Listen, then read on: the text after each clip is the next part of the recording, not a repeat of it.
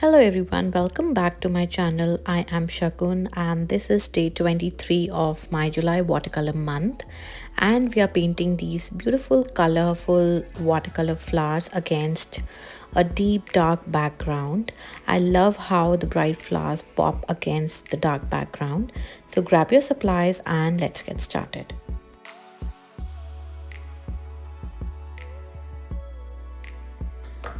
To begin with the supplies, I will be using a number 8 round brush, and I also have number 1 round brush. I have few colored pencils. You can use any ones that you have. And then this is the flower, basic flower that we're going to paint today. This is my most loved flower on YouTube. So I decided to paint a couple of these on this page, which I have already taped all the edges for. And now let's get started. So choose your colors which you like. I'm going to use very dull palette on this one, which means I to all the colors I add a little bit of brown or a little bit of black to make them dull. And I start by placing dots for each of the petal. So I have placed 6 dots. Make sure each dot has enough color. So we are using medium consistency for these dots, and then rinse your brush completely and just use water to pull that color out into a petal like this. So we need to use curved lines and form a petal and then fill it in. It's that easy, and all you have to do is just try to make the petals fuller. Don't make them very straight, and they are natural, so it can be any shape. So use curves, define the petal and then fill it in. You do not have to define the ends of these petals. Let them be free and wrinkled. Once we have done that, you can pick up extra color if you see any puddles. And then I use a mix of dark brown with a little bit of black to get this really nice dark brown color.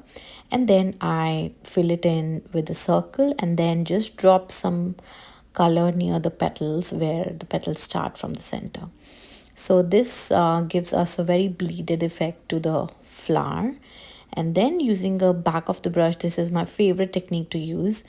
I use the back of a brush and then just pull out the color from the center towards the petal, making just these very thin lines in the petals. This looks so beautiful and so delicate.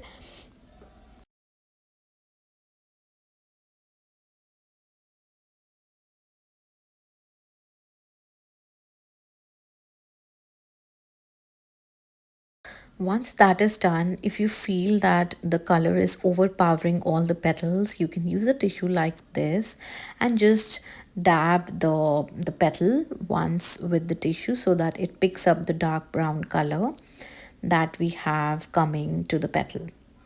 So this gives you very light, delicate petals on the outer side, very light, and then a very dark center, uh, in the center. So I'm going to do few more flowers with different shades. I'm just going to use, add some colors to the existing ones and make different tones of those. So here I added to the same color a little bit more pink, and I get this very pale pinkish shade. And then for the center I use the same color again, and I just try to draw some tiny lines and then drop the colors on top of that. So we have a very dark center, and again I'm just not going to make too many lines, but I'm just trying to create the stamen for that. So just pulling out 2-3 lines for that. And now also I decided to use a little bit of orange or yellow flowers as well, so as to have a different color palette. And then I use the same technique. So this is the time to experiment new colors.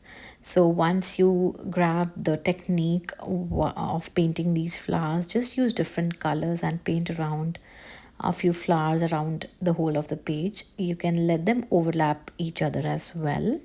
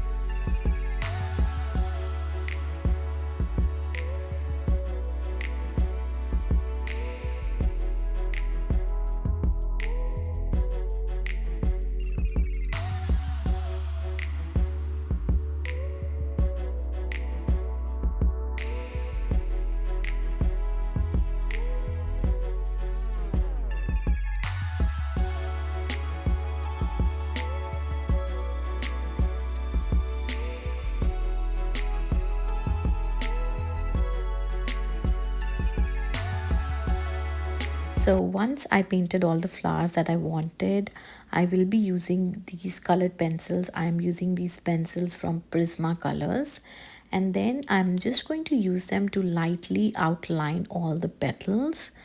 Um, for the reference flower, I used a black Sharpie, but for this one, I want to use colored pencil because we are going to do a dark background. So this is the reason I'm using this kind of same toned colored pencil.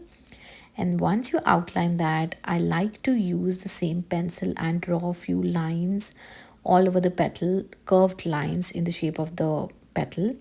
And this looks like the veins of the petals, which gives them even more delicate look.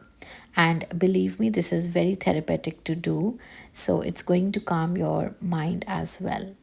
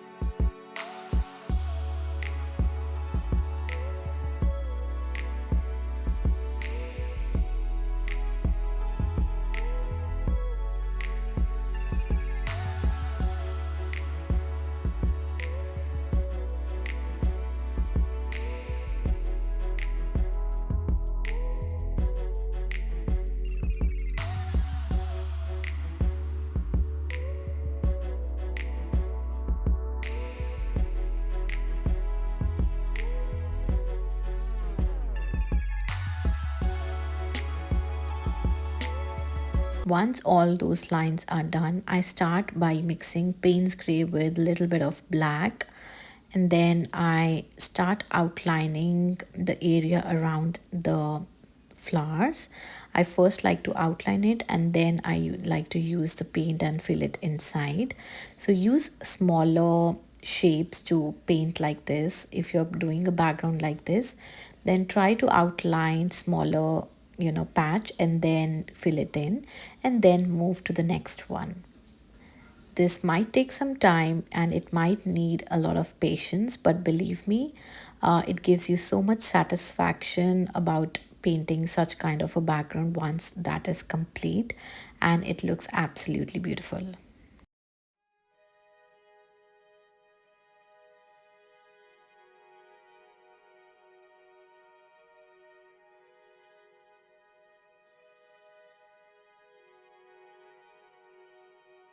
And here is our finished floral watercolor painting. I absolutely love how these colorful flowers, these very light airy flowers, look against that Payne's Grey dark background. I hope you all enjoyed painting along with me today. Don't forget to like, share and subscribe to my channel if you like this tutorial, and also follow me on my Instagram. Share your artwork if you create this one. I would love to see your creations, and if you haven't already entered my giveaway, check the description box below, and the giveaway is running till July 31st, so make sure you enter that. I will see you guys tomorrow with day 24 of July Watercolor Month. Till then, take care. Bye bye.